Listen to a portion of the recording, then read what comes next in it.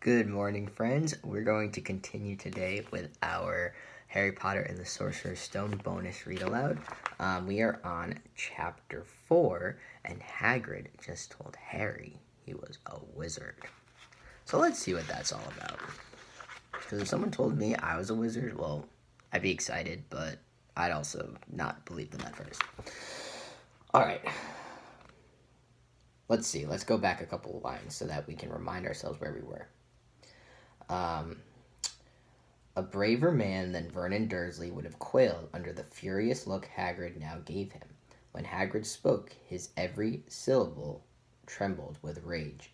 You never told him? Never told him what was in the letter Dumbledore left for him?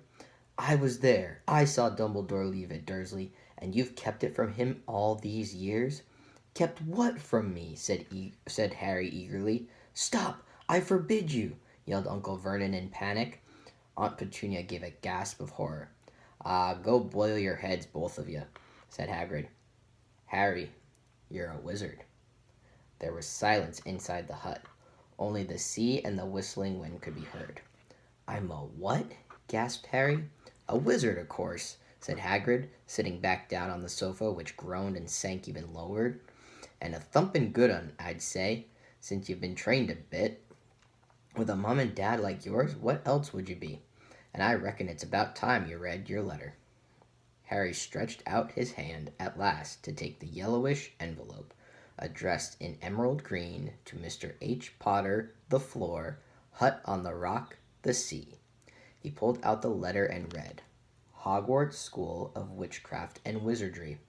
Headmaster, Albus Dumbledore, Order of Merlin, First Class, Grand Sorcerer, Chief Warlock, Supreme Mugwump, International Confederacy of Wizards. Dear Mr. Potter, we are pleased to inform you that you have been accepted at Hogwarts School of Witchcraft and Wizardry. Please find enclosed a list of all necessary books and equipment. Term begins on September 1st. We await your owl by no later than July 31st. Yours sincerely, Minerva McGonagall, Deputy Head Mistress. So remember, Professor McGonagall was the cat that was outside of the Dursleys' house the first night that Harry was dropped off. Questions exploded inside Harry's head like fireworks, and he couldn't decide which to ask first. After a few minutes, he stammered, What does it mean they await my owl? Gallopin' Gorgons, that reminds me, said Hagrid, clapping a hand to his forehead with enough force to knock over a cart horse. And from yet another pocket inside his overcoat he pulled an owl, a real live, rather ruffled-looking owl, a long quill, and a roll of parchment. With his tongue between his teeth, he scribbled a note that Harry could read upside down. Dear Professor Dumbledore, given Harry his letter, taking him to buy his things tomorrow. Weather's horrible. Hope you're well. Hagrid. Hagrid rolled up the note, gave it to the owl, which clamped it in its beak, went to the door, and threw the owl out into the storm. Then he came back and sat down as though this was as normal as talking on the telephone. Harry realized his mouth was open and closed it quickly. Where was I? Said Hagrid, but at that moment Uncle Vernon, still ashen-faced, but looking very angry, moved into the firelight. He's not going, he said. Hagrid grunted. I'd like to see a great muggle like you stop him, he said. A what? Said Harry, interested. A muggle, said Hagrid. It's what we call non-magic folk like them. And it's your bad luck you grew up in a family of the biggest muggles I ever laid eyes on. We swore when we took him in we'd put a stop to that rubbish, said Uncle Vernon. Swore we'd stamp it out of him. Wizard indeed. You knew? Said Harry. You knew I'm a wizard? Knew? Shrieked Aunt Petunia suddenly. Knew? Of course we knew.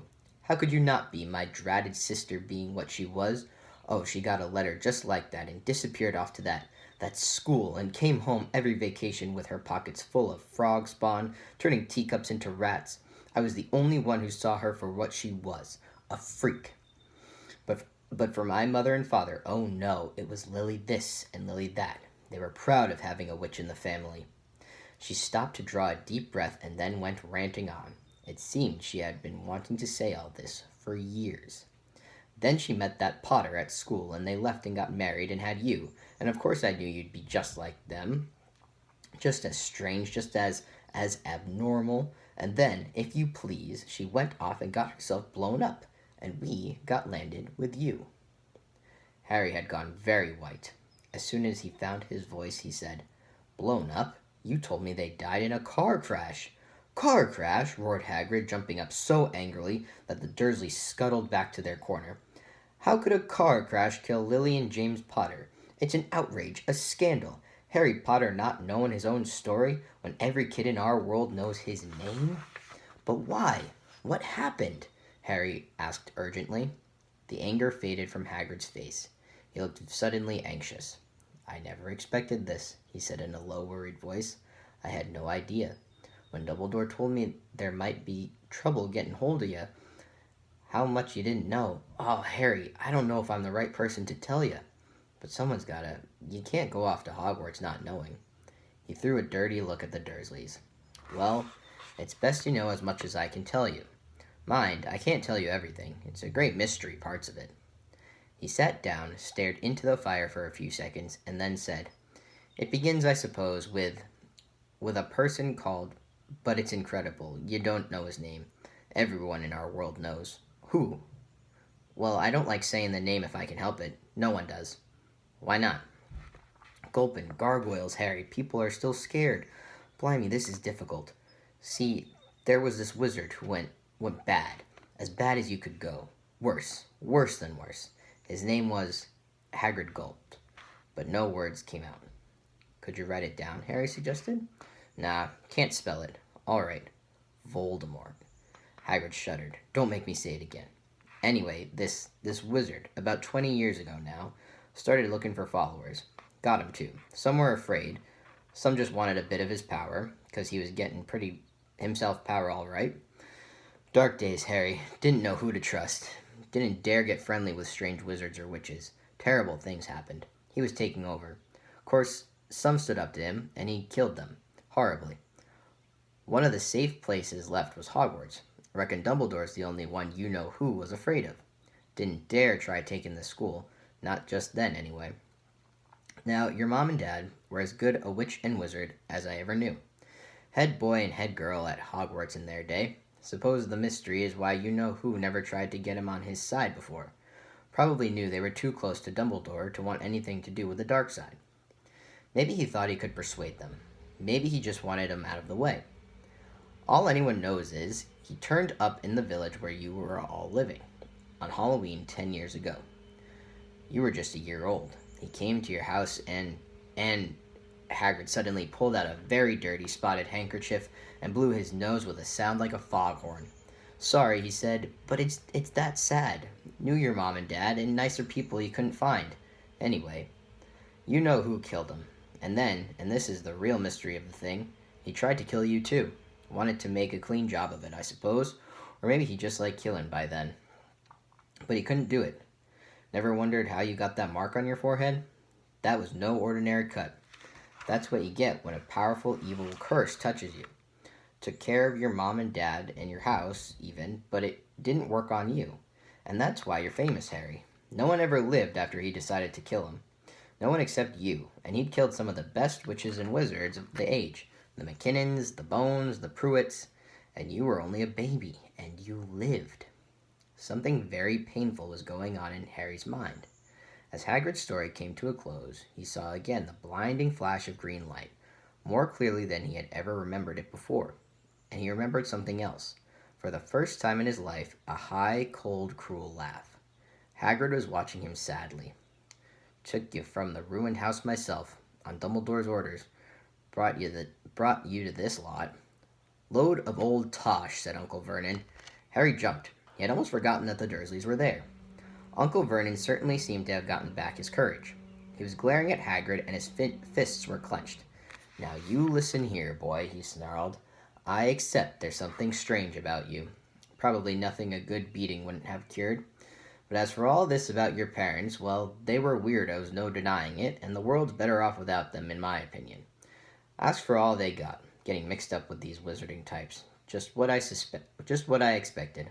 Always knew they'd come to a sticky end, but at that moment, Hagrid leapt from the sofa and drew a battered pink umbrella from inside his coat. Pointing this at Uncle Vernon like a sword, He said, I'm warning you, Dursley. I'm warning you. One more word. In danger of being speared on the end of an umbrella by a bearded giant, Uncle Vernon's courage failed again. He flattened himself against the wall and fell silent. That's better, said Hagrid, breathing heavily and sitting back down on the sofa, which this time sagged right down to the floor. Harry, meanwhile, still had questions to ask, hundreds of them. But what happened to Sorry, I mean you know who. Good question, Harry. Disappeared. Vanished. Same night he tried to kill you. Makes you even more famous. That's the biggest mystery, see? He was getting more and more powerful. Why'd he go? Some say he died. Codswallop, in my opinion. Dunno if he had enough human left in him to die. Some say he's still out there, biding his time, but I don't believe it. People who were on his side came back to ours. Some of them came out of kind of trances. Don't reckon they could have done if he was coming back. Most of us reckon he's still out there somewhere, but lost his powers. Too weak to carry on. 'Cause something about you finished him, Harry. There was something going on that night he hadn't counted on. I don't know what it was, no one does, but something about you stumped him all right. Hagrid looked at Harry with warmth and respect blazing in his eyes. But Harry, instead of feeling pleased and proud, felt quite sure there had been a horrible mistake. A wizard? Him? How could he possibly be? He'd spent his life being clouded by Dudley and bullied by Aunt Petunia and Uncle Vernon. If he was really a wizard, why hadn't they been turned into warty toads every time they tried to lock him into his cupboard? If he'd once defeated the greatest sorcerer in the world, how come Dudley had always been able to kick him around like a football? Hagrid, he said quietly, I think you must have made a mistake. I don't think I can be a wizard. To his surprise, Hagrid chuckled. Not a wizard, huh? Never made things happen when you were scared or angry? Harry looked into the fire. Now he came to think about it. Every odd thing that had ever made his aunt and uncle furious with him had happened when he, Harry, had been upset or angry. Chased by Dudley's gang, he had somehow found himself out of their reach, dreading going back to school with that ridiculous haircut. He'd managed to make it grow back. And the very last time Dudley had hit him, hadn't he gotten his revenge without even realizing he was doing it? Hadn't he set a boa constrictor on him? Harry looked back at Hagrid smiling and saw that Hagrid was positively beaming at him. See, said Hagrid, Harry Potter not a wizard. You wait. You'll be right famous at Hogwarts. But Uncle Vernon wasn't going to give in without a fight. Haven't I told you he's not going? He hissed. He's going to Stonewall High, and he'll be grateful for it. I've read those letters, and he needs all sorts of rubbish, spell books and wands, and if he wants to go, a great muggle like you won't stop him, growled Hagrid. Stop Lily and James Potter's son going to Hogwarts? You're mad. His name's been down ever since he was born. He's off to the finest school of witchcraft and wizardry in the world. 7 years there, and he won't know himself. He'll be with youngsters of his own sort, for a change, and he'll be under the greatest headmaster Hogwarts ever had, Albus Dumbledore. I am not paying for some crackpot old fool to teach him magic tricks, yelled Uncle Vernon. But he had finally gone too far. Hagrid seized his umbrella and whirled it over his head. Never, he thundered, insult Albus Dumbledore in front of me. He brought the umbrella swishing down through the air to point at Dudley. There was a flash of violet light, a sound like a firecracker, a sharp squeal, and the next second Dudley was dancing on the spot with his hands clasped over his bottom, howling in pain. When he turned his back on them, Harry saw a curly pig's tail poking through a hole in his trousers. Uncle Vernon roared, pulling Aunt Petunia and Dudley into the other room. He cast one last terrified look at Hagrid and slammed the door behind them. Hagrid looked down at his umbrella and stroked his beard. Shouldn't have lost my temper, he said ruefully, but it didn't work anyway. Meant to turn him into a pig, but I supposed he was so much like a pig anyway, there wasn't much left to do. He cast a sideways look at Harry under his bushy eyebrows. Be grateful if you didn't mention that to anyone at Hogwarts, he said. I'm not supposed to use magic, strictly speaking. I was allowed to do a bit to follow you and get your letters to you and stuff. One of the reasons I was so keen to take on the job. Why aren't you supposed to do magic? Asked Harry. Oh, well, I was at Hogwarts myself, but I got expelled. To tell you the truth, in my third year, they snapped my wand in half and everything. but Dumbledore let me stay on as a gamekeeper. Great man, Dumbledore. Why were you expelled? It's getting late, and we've got lots to do tomorrow, said Hagrid loudly. Got to get up to town, get all your books and that. He took off his thick black coat and threw it to Harry. You can keep under that, he said. Don't mind if it wriggles a bit. Think I still got a couple of dormice in one of the pockets. All right, my friends, tomorrow we will continue with Chapter 5, Diagon Alley.